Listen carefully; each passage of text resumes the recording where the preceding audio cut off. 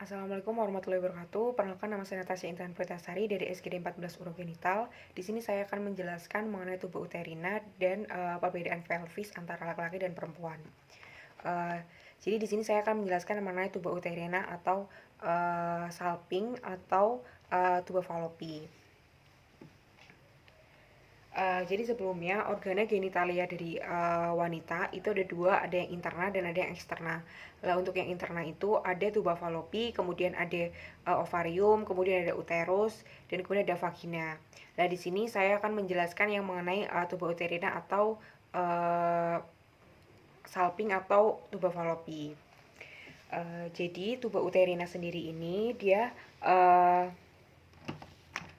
letaknya ada di superior dan dia itu ada di dalam dari ligamentum latum atau broad ligamen. Jadi ligamentum latum itu memiliki ada dua lembar dan yang mana di dalamnya itu terdapat salah satu struktur-struktur, salah satunya adalah tuba uterina sendiri. Untuk dari bagian-bagian dari tuba uterina sendiri, dia memiliki 4 bagian. Yang pertama adalah yang intramural, di mana di sini ada pars uterina. Di mana pars uterina ini dia itu merupakan bagian yang paling sempit, bagian tersempit. Dan dia itu masuk ke dalam uterus. Kemudian dan di sini terdapat suatu lubang, yaitu namanya ostium uterina tubae. Kemudian setelah itu kemudian ada bagian ismus. Bagian ismus ini dia lebih lumennya lebih lebar daripada pars uterina di sini. Dan panjangnya sekitar 1 sampai 2 cm. Kemudian dan dia memanjang secara horizontal setinggi dari ekstremitas uterina ovarii. Kemudian setelah itu ada ampula tuba uterina, yang mana dia itu bagian yang paling panjang dan dia fungsinya sebagai tempat fertilisasi. Dindingnya itu paling tebis dibanding dinding struktur yang lain dan dia paling panjang sekitar 7 sampai 8 cm. Kemudian setelah itu ada bagian yang seperti corong, di mana di sini disebut infundibulum, yang mana dia itu panjangnya sekitar untuk infundibulum ini panjangnya sekitar 1 sampai 2 cm. Sedangkan tadi untuk yang ismus itu panjangnya sekitar 3 sampai 6 cm. Jadi untuk bagian infundibulum ini dia itu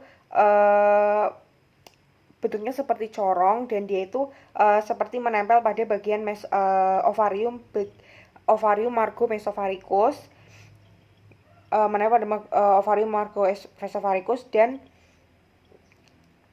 melekat pada margo ini. Kemudian terdapat suatu proses atau penonjolan yang disebut fimbriae tuba uterina, dan yang bagian fimbriae yang paling besar dan yang menempel pada ovarium disebut fimbriae ovarica. Kemudian di bagian infundibulum ini sendiri pun itu ada terdapat suatu lubang yang menghubungkan antara kavum abdominal dengan dunia luar, yaitu ostium abdominale tuba uterina. Tuba uterina juga memiliki suatu penggantung yang disebut mesosalping.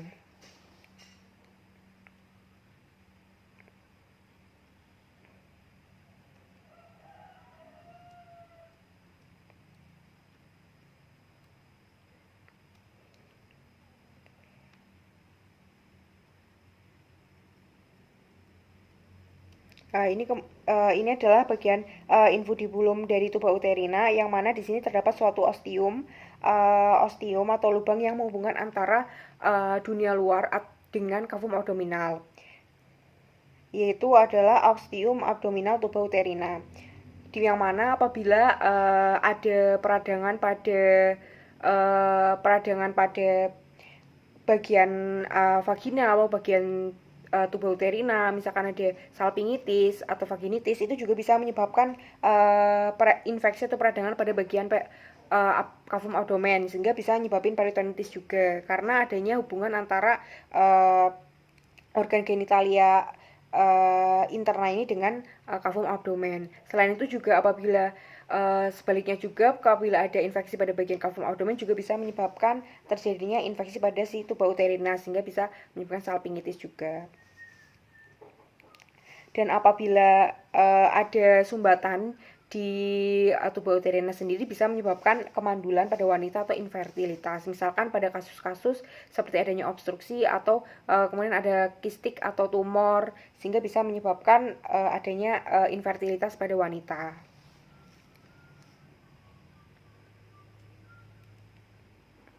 Kemudian gabungan dari tuba uterina dan ovarium disebut adnexa, di mana dia itu letaknya dekat dengan sesuai dengan topografinya, dia itu letaknya dekat dengan appendix veniformis.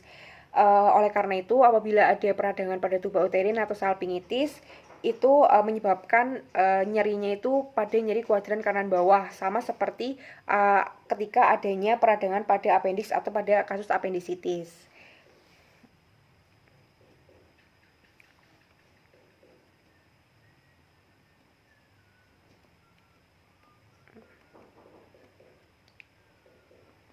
Kemudian untuk vaskularisasinya, untuk vaskularisasi dari tuba uterina sendiri, dia itu divaskularisasi oleh arteri uterina dan arteri ovarika. Yang mana arteri uterina ini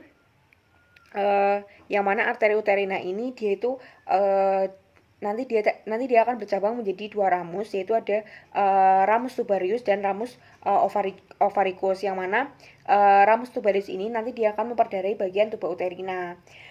Di mana arteri uterina ini dia itu merupakan cabang dari arteri iliaca interna yang terungkus anterior. Jadi pertama ini ada arteri iliaca communis, dia nanti akan bercabang menjadi dua, yaitu arteri iliaca interna dan arteri iliaca eksterna, di mana arteri iliaca interna ini akan memiliki dua terungkus, ada terungkus anterior dan terungkus posterior. Terungkus anterior ini dia itu nanti akan bercabang, di mana di sini terungkus anterior ini nanti dia akan bercabang menjadi salah satunya adalah arteri uterina. Arteri uterina dan arteri vaginalis, yang mana arteri uterina ini nanti dia juga akan memperdarahi pada tuba uterina, yaitu pada ramus tubarianya. Kemudian ada arteri ovarika. Arteri ovarika ini juga memperdarahi tuba uterina, yang mana arteri ovarika sendiri dia itu merupakan cabang langsung dari aorta abdominalis.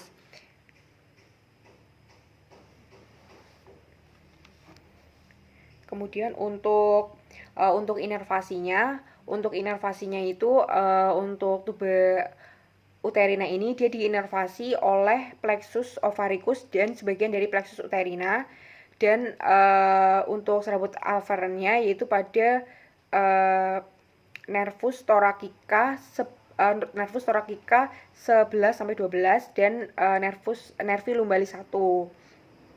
Untuk pembuluh limfanya yaitu nodi limfoidei lumbalis.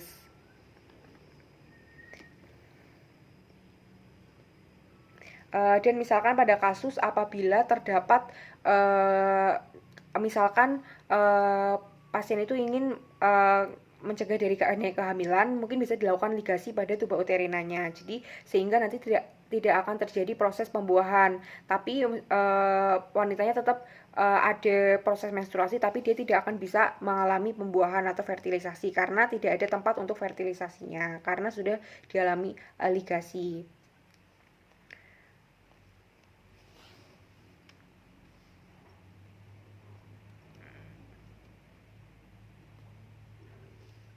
Kemudian saya akan menjelaskan mengenai pelvis. Jadi pelvis itu dia tersusun atas empat struktur. Yang pertama ada dua pasang dari ada dua buah os sakrum, ada dua buah os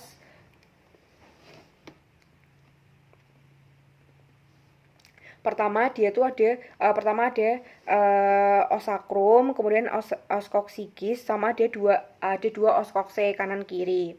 Jadi tersusun atas dua oskokse, yaitu kanan kiri, kemudian osakrum dan oskoksigeus, yang mana dia memiliki persendian, yaitu ada articulatio sacroiliaca dan symphysis pubis, yang mana antara pria dan wanita bentuk pelvis itu berbeda, ada perbedaan dari struktur dari pelvisnya. Jadi ini pertama struktur utamanya, pertama ini ada promontorium, kemudian ini ada crista iliaca, kemudian di sini ada tuberositas iliaca, kemudian di sini ada sacrum, kemudian ada oskosigeus, kemudian di sini ada spina ischiadica, kemudian di sini ada symphysis pubis, yang mana ada perbedaan antara wanita dan pria. Kemudian di sini ada arcus pubicus, yang mana di sini ada arcus pubicus, kemudian di sini ada symphysis pubis, kemudian di sini ada foramen obturatorum yang antara wanita dan laki-laki itu berbeda. Kemudian terdapat nanti di sini ada diameter pelvisnya juga berbeda antara laki-laki dan wanita. Kemudian di sini saya akan menjelaskan perbedaannya. Jadi ini merupakan gambaran dari pelvis wanita. Ada pelvis, ini adalah gambaran dari pelvis wanita, yang mana di sini ada articulatius sacroiliacanya. Kemudian ini ada diameter dari pelvisnya, jadi berbeda ukurannya. Kemudian ini ada symphysis pubis, kemudian ini ada tuber ischiadicum. Yang pertama dari perbedaan dari diameter dari pelvisnya. Jadi diameter pelvis dari wanita sama wanita dan laki-laki itu berbeda. Diameternya dia lebih lebar pada wanita dan dia bentuknya lebih bulat, sedangkan kalau pada laki-laki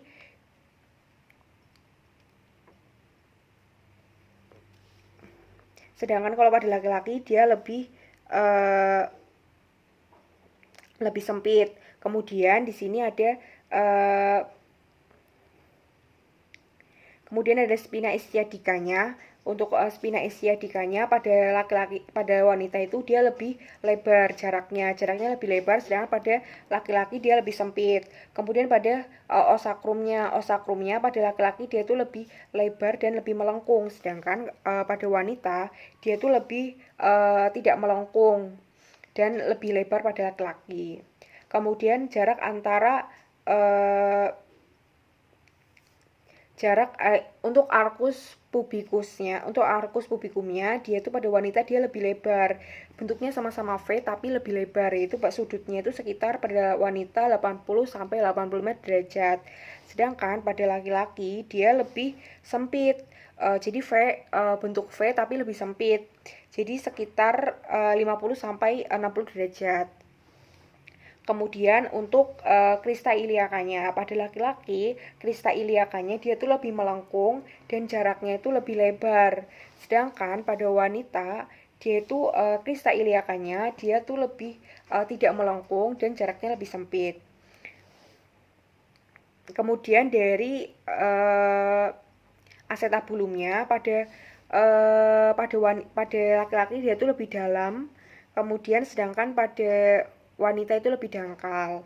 Kemudian setelah itu pada symphysis pubisnya, pada laki-laki symphysis pubisnya dia itu lebih dalam dan lebih tinggi, sedangkan kalau pada wanita dia lebih pendek. Kemudian pada foramen kemudian selain itu juga ada perbedaan, yaitu pada foramen obturatorumnya. Pada foramen obturatorumnya itu pada wanita tuh bentuknya lebih seperti segitiga dan dia itu lebih sempit, sedangkan kalau pada laki-laki dia itu lebih lebar dan dia bentuknya seperti lebih bulat daripada yang dari wanita.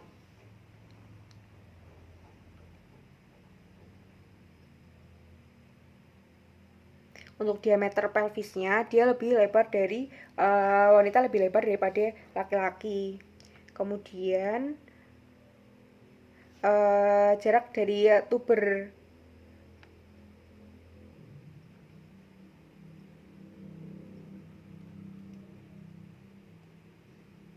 tuberositas jadikumnya dia juga lebih, pada laki-laki dia tuh lebih, pada laki-laki itu dia tuh lebih lebar, sedangkan pada wanita lebih sempit.